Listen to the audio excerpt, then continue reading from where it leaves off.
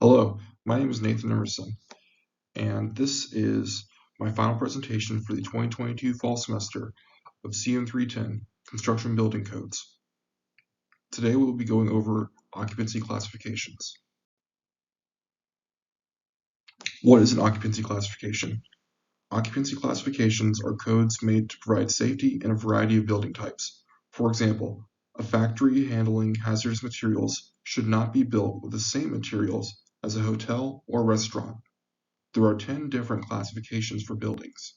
Each building classification has specific requirements tied to them, like the maximum building height, where certain rooms can be located, and what each of these rooms should be used for.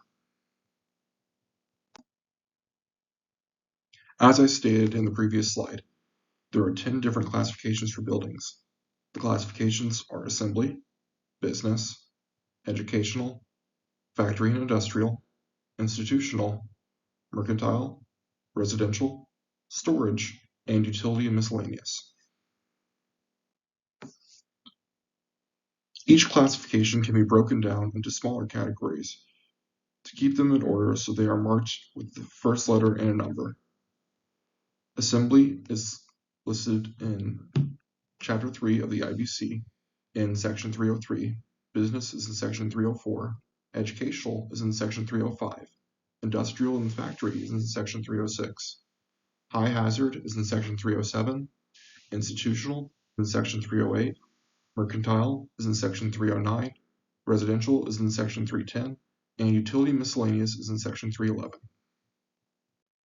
Examples of occupancy classification codes. These can be found in Chapters 3 and 5 of the IBC. 303.2 gives us Assembly Group A1, which includes assembly uses, usually with fixed seating, such as motion picture theaters, television and radio studios admitting an audience, or symphony and concert halls. 305.2.1 lays out rules for daycares and places of worship. In this case, the daycares are included within the occupancy loads of the original place of worship.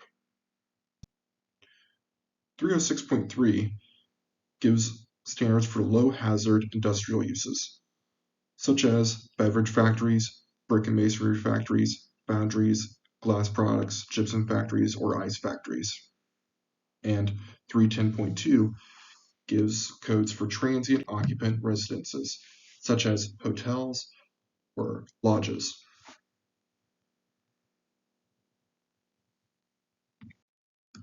Some good examples of occupancy classifications in use are fire safety, life-saving equipment, and means of egress. Most schools are required to have a defibrillator and other life-saving equipment installed on their premises.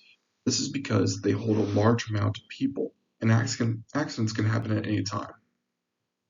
If a school is classified as, say, industrial complex, it might have different equipment and might have different requirements for different equipment. Same with fire safety. If a industrial complex is classified as a one-person studio apartment or as a small house, then the means of egress are going to be very different than that industrial complex. A very poor example of occupancy classifications in use is the Triangle Shirtwaist Factory fire. This was a fire back in the 1900s before building codes were really implemented that killed 154 workers. There were very little codes, and the building was not classified as a factory. The machines were therefore very close together, and there was only one fire escape, which failed. Due to all these circumstances, including the doors being locked, there was virtually no safety and no regard for the safety of the employees. Because of that, the employees sadly and tragically died. Looking at the previous slides, we can see that occupancy classifications can be vital for life-saving needs, such as fire safety, medical equipment, and means of egress. They also provide a basis for other codes.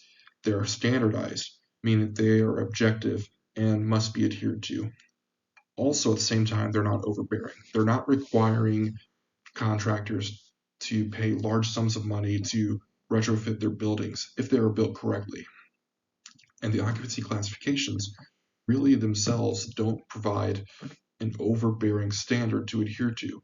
They're just classifying each building as what they are. As for an attack of occupancy classifications, it does require research on the contractor's part and on the owner's part. It can cause implementation of other codes, and usually it does, because you now have a building that is classified as something. There are codes that go with that. So the occupancy classifications are really the basis for what other codes are. And it can indirectly lead to losses because of this. This is because if you're building a large medical facility, you might have to have different equipment than if you're building a house. With all this in mind, we can see that occupancy classifications are a good thing. They have very low consequences, high benefits. The money is there to be made for the contractors, for the construction workers, and still keep everyone safe when they are in the buildings. These are very good codes and should be upheld. My only two references are the IBC building codes, chapters 3 and 5, and OSHA has a short article on the Triangle Shirtwaist Factory fire.